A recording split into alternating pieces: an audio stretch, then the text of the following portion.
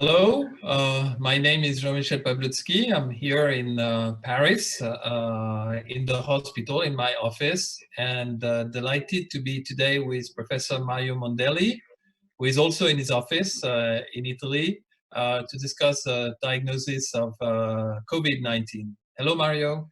Hello, Jean-Michel. My name is Mario Mondelli, and I work in infectious diseases, so it's very appropriate that we discuss COVID-19 together. And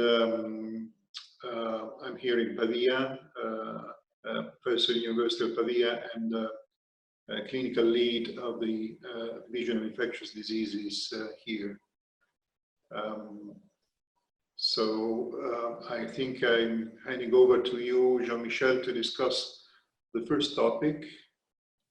Absolutely. We're both hepatologists and in infectious diseases, you on the infectious disease side, myself on the virology side. So we are probably appropriate people to discuss this new infectious disease with hepatologists. So I think the first question we wanted to discuss with you is the dynamics of the viral markers during SARS-CoV-2 infection. And I have taken one slide to show what we know about this. It's very preliminary information, of course. And on this slide on the left, you can see the dynamic changes in viral load in throat swabs. These are all Chinese studies. So far, we have very few studies from Europe because obviously the epidemic was delayed in Europe. And on this slide on the left, you can see the overall dynamic changes in viral loads at the upper part of the figure on the left in gray. And as you can see, the different dynamics were very heterogeneous across different patients. But if you look at the solid line, which shows the mean viral load evolution, you can see that it starts from high viral load levels initially at the onset of symptoms, and then it goes down very slowly, progressively. Patients still are positive after 14 days after the onset of symptoms, and many of these patients need to wait for approximately 3 weeks to become RNA negative. So it's a long-lasting, it's an acute infection. It's in most cases a self-resolving infection, but it takes a lot of time. And if we look at the other figures, they looked at the different groups of patients according to the severity of the liver disease, I'm sorry, that's my bias, of the severity of the disease, according to the gender, according to the mild or severe, according to the age, or according to the location where the patients were originating from. And you can see that there are no differences. Very heterogeneous from one patient to the next, but the global trend is that they all very, very slowly decline. That's for RNA, and we know it's an acute respiratory infection. The second set of markers that are of interest are the antibodies. And there are 3 types of antibodies that can be found during that infection: IgA, IgM, and IgG. Again, very few data, but 2 very recent studies. The one still on slide number 1 on the right at the top, which show the cumulative IgM and IgG seroconversion rates from the onset of symptoms. And you see that it takes several days for the antibodies to appear. They start appearing around day 4 or 5 after the onset of symptoms, and then the seroconversion rate slowly increases. And it has been calculated that the median duration of IgA and IgM antibody detection after symptom onset is 5 days. This is a median. It means that more than half of patients have their IgM or IgA that appear after 5 days. And the median duration of IgG antibody detection after symptom onset is 14 days. So it takes several days, and after 14 days of infection, many patients are still RNA positive, and many patients do not yet have the IgG antibodies present. And this is obviously associated with the presence of the markers. A very important question is, how long are patients contagious? And very honestly, until very recently, we didn't really know. There have been several models that are shown here in a very nice study from China as well on the left, where there are different potential timings of contagiosity of patients being infectious for others. And what has been solved in that study, and is shown on the right of this slide, is that probably patients are highly contagious during the first 3 days preceding the onset of symptoms. and they remain contagious for several days, but not many days, meaning that having still positive RNA after 2 or 3 weeks is probably not associated with a high risk of transmission, but around the onset of symptoms, 3 days before and 5 to 6 days after, this is where patients are highly contagious, and probably when patients have to be isolated, as well as a contact person. We'll come back on this in a moment. Okay, I think you raised a very interesting point, Jean-Michel. I would start from the last point, is the fact that these patients are highly contagious in the, before the onset of symptoms, which is very worrying on one hand, and it's completely different from the old SARS, so to speak, the disease that appeared more than 15 years ago in China, and luckily disappeared, because at that time SARS patients were only apparently contagious during when they developed symptoms, whereas here there's an additional risk because you don't really identify the patient. There's also a very interesting point you raised, is the variability of the data. You can see that there is a solid line that tend to, maybe the SARS-CoV-2 RNA tend to disappear by day 21, approximately 3 weeks, starting from the onset. But there is a lot of variability, and there is anecdotal evidence that patients may remain RNA positive for up to two months, actually. There was a case of an Italian student in Bologna being positive continuously, a nasal swab for 2 months. And we don't know what to do with these patients. Is it contagious RNA, or do you feel as a virologist, a molecular virologist, that this RNA is not infectious? I don't think we have any data, even in vitro on susceptible cells, to suggest that this RNA is actually can infect cell lines. Yeah, there have been several studies on this. I'm not sure being able to infect cell lines is a real marker of how infectious you are as a human being to another human being. I think the contagiosity before the onset of symptoms has been witnessed by the blow up of new cases you had in Italy 2-3 weeks before us, and we had in France as well, where all the young generation infected themselves very rapidly over 2 weeks, and then imported this in their family clusters and infected their parents and their relatives. So this is for sure. The impression we have is that as soon as people are identified as patients and they're more or less isolated, even in the family cluster, transmission is not as strong as it was before the infection. So again, it's an impression, but we have the impression that probably being RNA positive does not necessarily mean that you can infect other people. This is reassuring. Of course, and then the other very interesting thing is the curve of the antibody response, the dynamic of the antibody response. The IgG response does not coincide by no means with clearance, viral clearance, as we know. It probably goes along with the RNA, with positivity of RNA for some days.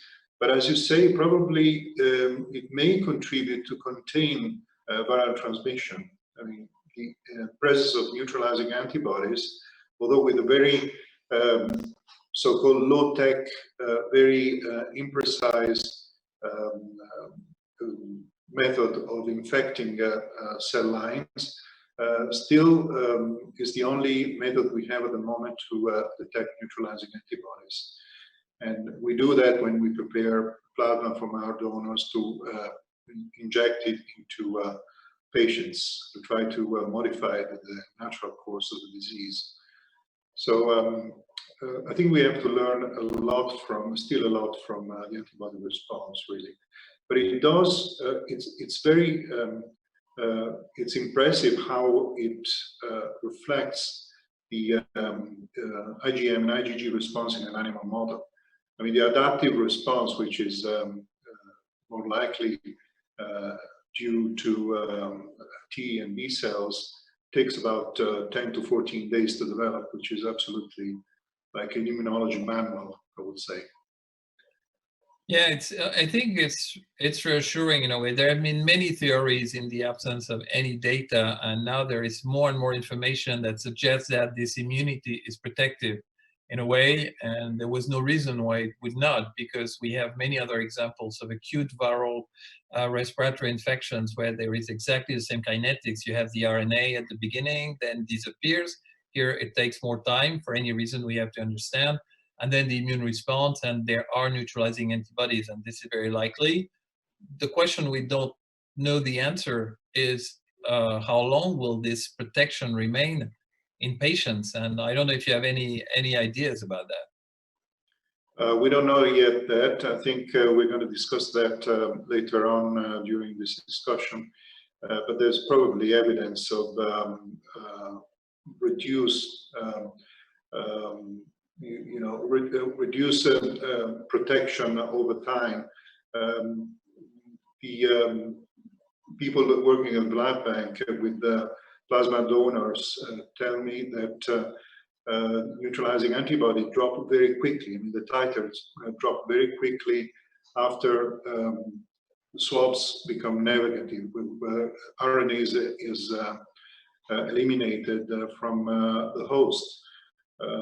So donors are usually selected, at least in our hospital, right after the second negative swab to donate, because apparently after 1 month there is a significant drop in titer.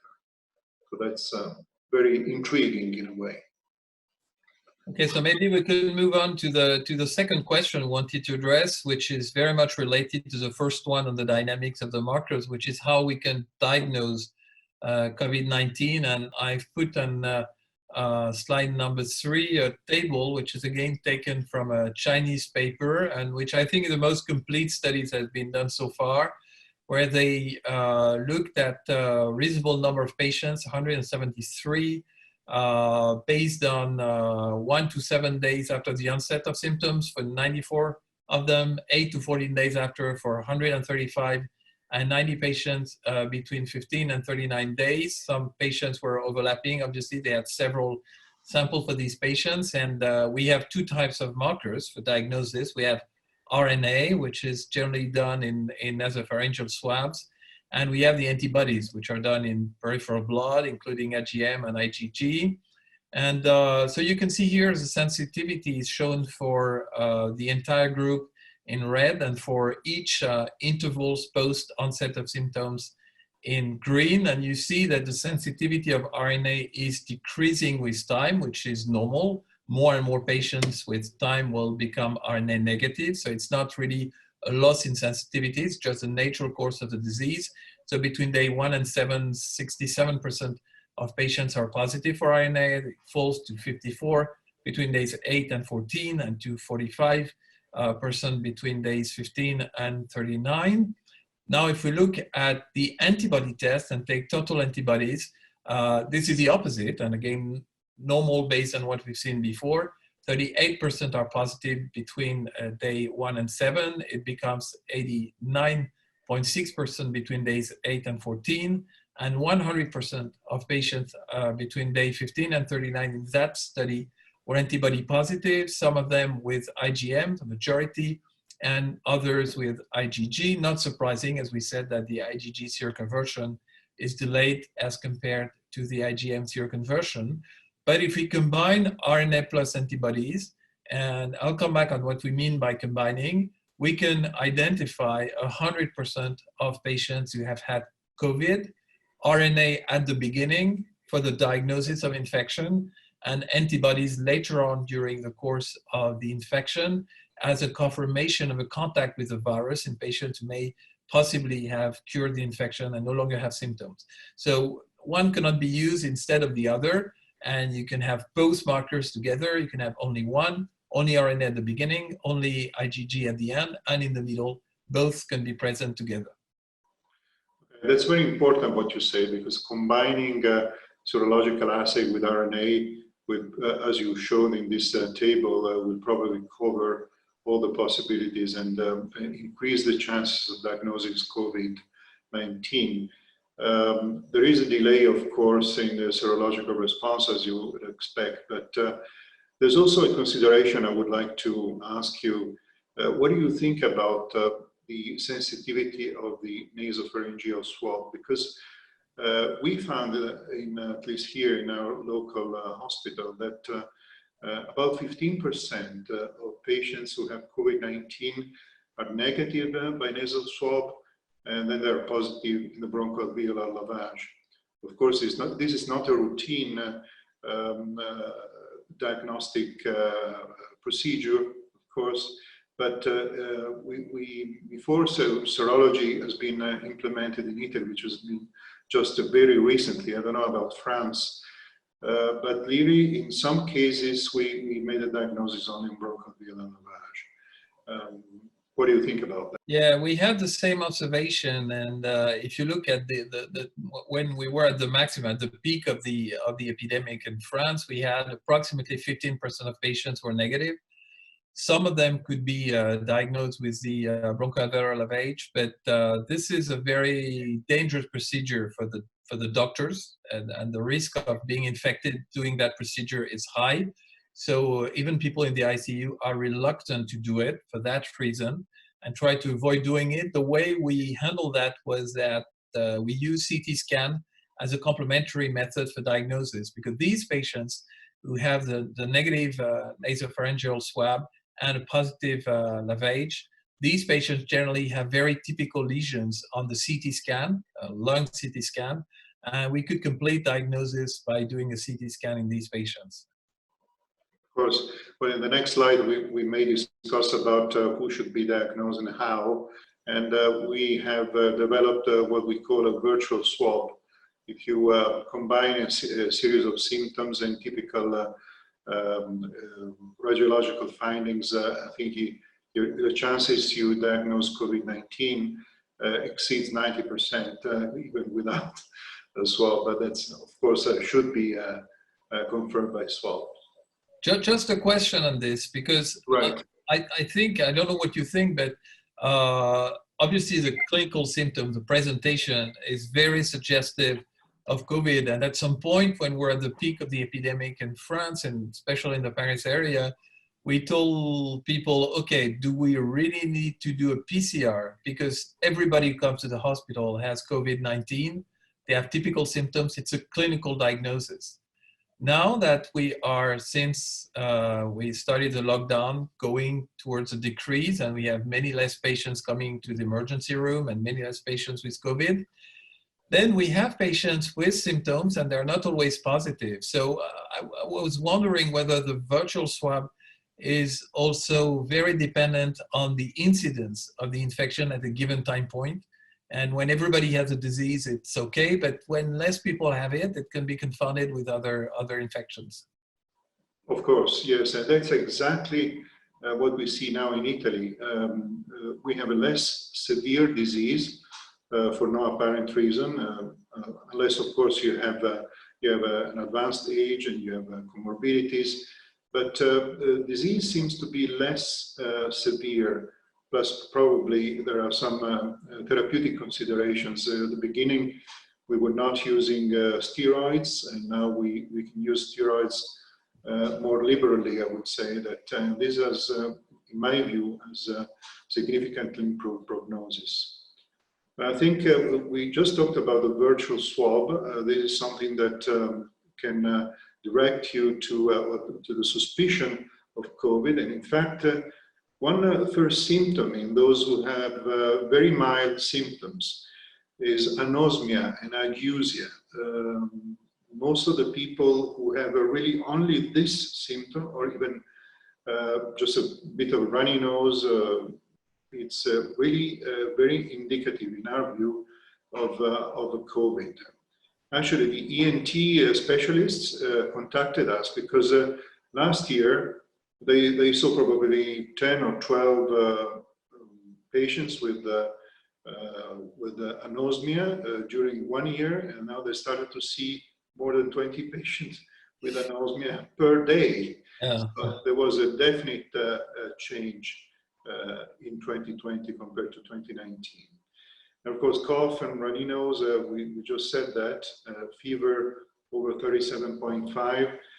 These are the mild symptoms, of course, that should direct you to think about COVID-19. Those with unexplained diarrhea, for example, and myalgia, sore throat. These are before signs and symptoms of interstitial pneumonia can develop and severe disease can develop. Can I ask you a question? That what proportion of patients you have seen who had exclusively digestive symptoms, without any cough, without any pulmonary? About 10-12% of patients develop diarrhea, predominantly diarrhea. Some develop nausea and vomiting. Diarrhea actually can be persisting for several days, can lead to mild dehydration. Usually patients who have diarrhea don't develop severe symptoms. That's an impression, of course. I don't think there is evidence in the literature to support that, but this is just my impression and impression of several colleagues. And the virus is excreted in the feces as well.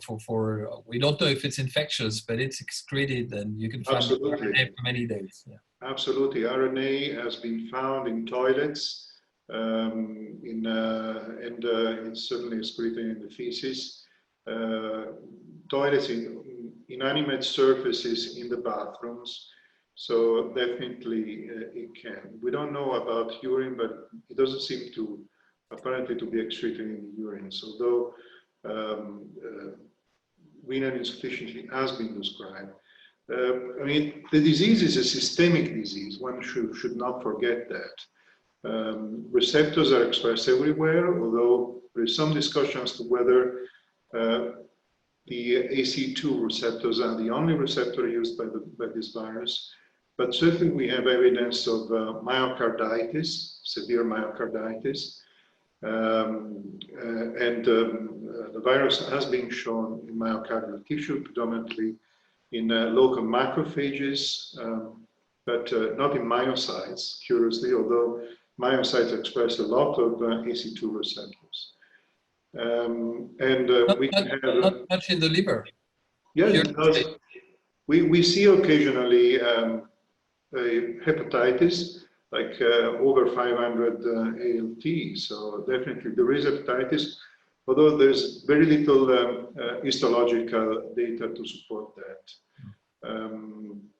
And then also increase in amylase,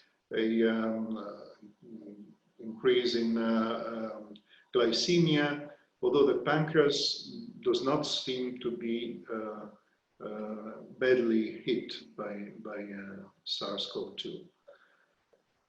And the kidney, of course. Renal tubular acidosis has been described. And then, of course, in the severe patients, we have multi-organ failure.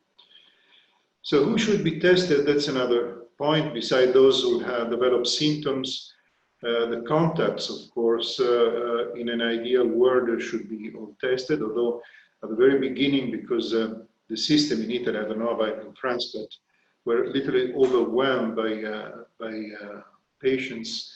The contact of index patients were just sent home in quarantine without doing any diagnosis, because the laboratories were overwhelmed by samples.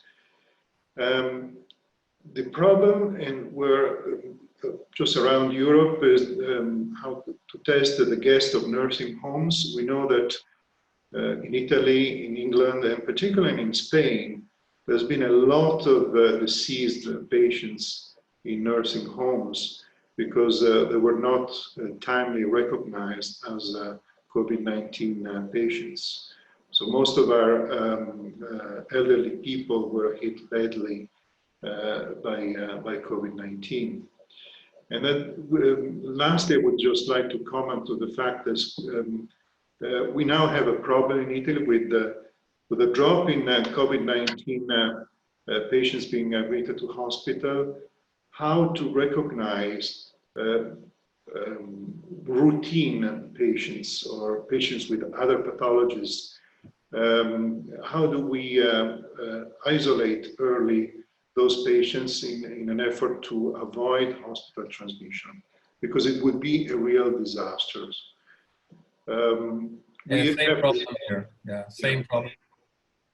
Yes, here. in fact, it's difficult. Right. You have to decide whether to isolate the patients or do cohorting with patients with the same profile. So we decided to isolate the patients admitted for the first time to the hospital for 48 hours until you have all the results, the swab data and the serology, hopefully. In case the patient is positive, then is either kept isolated or cohorted with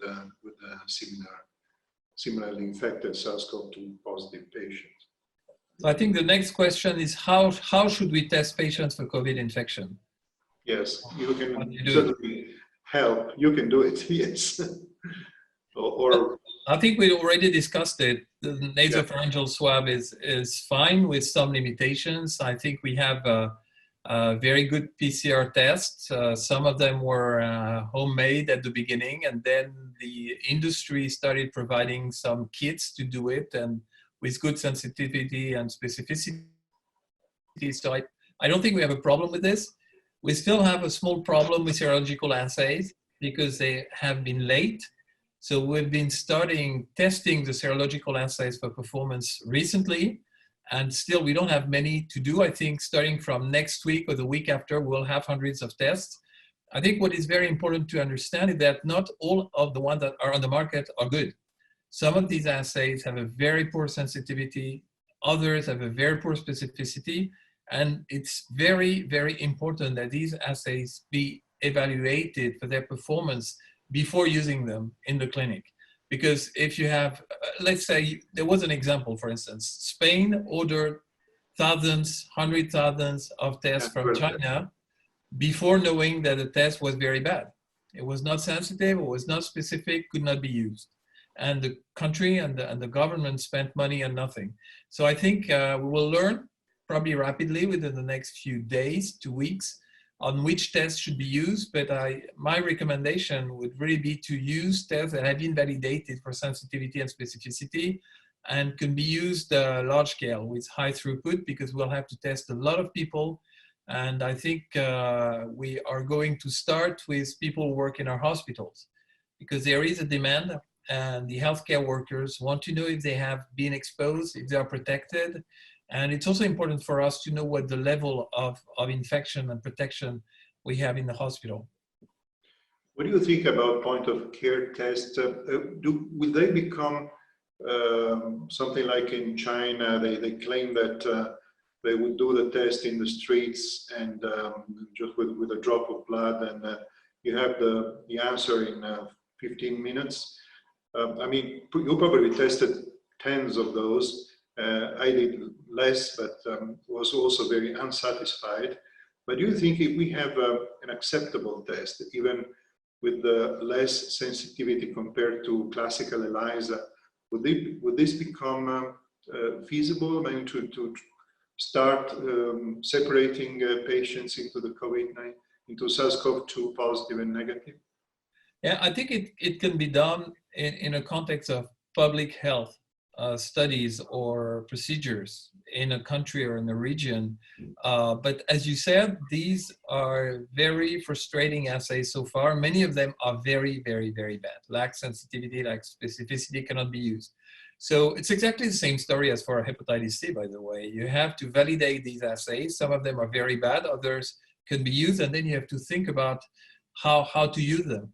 I think right now we are dealing with the disease, and we deal with this disease with doctors, often in hospitals, and therefore diagnosis has to remain in the hands of biologists, virologists or microbiologists, and controlled. In a few weeks from now, if a government wants to know what is the level of exposure of the population, will not be able to have blood sampled in millions of people, will not be able to do all these ELISAs, so then it may find some utility. But what I'm not recommending right now is that doctors in the emergency room, in the ICU, or anywhere see patient, they do a point of care test, they have no idea of how to interpret the result, misinterpret, consider a negative as negative, which is not the case. We said that you can be RNA positive and be antibody negative, or consider a positive as infectious, which is not true as well, because if you can have antibodies and no more virus. So we should not create confusion. So I'm not that much in favor of this in the medical environment, but for public health purpose, this can be very useful in the future. Yeah. Okay. So the message should be very clear for the time being, just classical ELISAs and of course SARS-CoV-2 RNA nasopharyngeal swab. And just another point, what do you, I think the data you presented in the first slide referred to anti-spike antibodies. Or did you mention also nucleoprotein? I don't think it was a combined antigen mixture. Do you think the nucleoprotein would be useful, or are we just interested in anti-S1 and anti-S2 because they probably contain neutralizing antibodies as well? Yeah, I think it's very difficult to say because there is very, very little data to make a difference. We are all dreaming about having something which is like the hepatitis B virus serological test that tells you at what stage of the disease you are, if you have neutralizing antibodies, if you are convalescent, etc., etc. I think at this stage it's very difficult to answer that question. The point is global sensitivity, is when can you diagnose the presence of antibodies early enough for a global population or for diagnosis of recovery. It would be very nice to have an absolute recovery / protection assay. My gut feeling is that it would rather be an anti-spike antibody than anti-nucleoprotein, but I think we need more studies. The problem is that we're dependent on the ELISA assays that are provided by the manufacturers, the commercial manufacturers. It would be interesting also to have more research-oriented local assays, and maybe you have some in your own lab or in labs of people you work with to address all these points. Also having an animal model would help. Absolutely. I don't think there is any, well, probably there are some mice models that are being tried, particularly for developing drugs, as we will see later. But that's another point. I mean, we're not discussing today, of course, but the total lack of any antiviral drug, a reliable antiviral drug now. So the next question will be, what is the value of antibody testing in the course of SARS-CoV infection? A question we've just discussed quite a lot about S1 and S2 anti-spike antibody versus nucleoprotein. The short answer is probably we don't have enough data to cover that. The IgM response we learned from your first slides that developed earlier, but they seem to remain, persist for some time. Do you have the same experience? Yes, and we have especially many patients who cough for many weeks and keep symptoms for a long period of time, even without detectable RNA, and with antibodies are present, yes. And the fact that IgG also do not necessarily coincide with viral clearance, that's another point, despite... Yeah.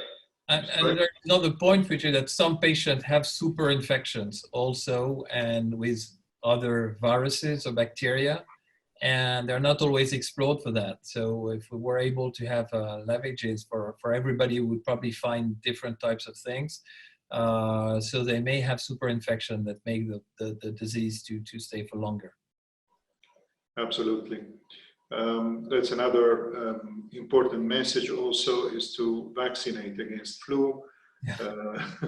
To try to avoid, for us doctors, to think about possible flu super infection or infection rather than COVID-19. And the last point, we've discussed at length that, but there are still ancillary assays. I mean, the antibody assay still ancillary to PCR, but as you showed, combining a molecular and serological assay is a very important point to maximize the power of diagnosis. So it was a very nice discussion with Mario Mondelli on the virological tests we can use to diagnose COVID-19 and based on the dynamics of the infection and these virological markers. I think it's been very useful to confront what we know and most importantly what we don't know. There are still many uncertainties on who should be tested, how we should test people. And I think we need to accumulate more data to raise our understanding of this disease.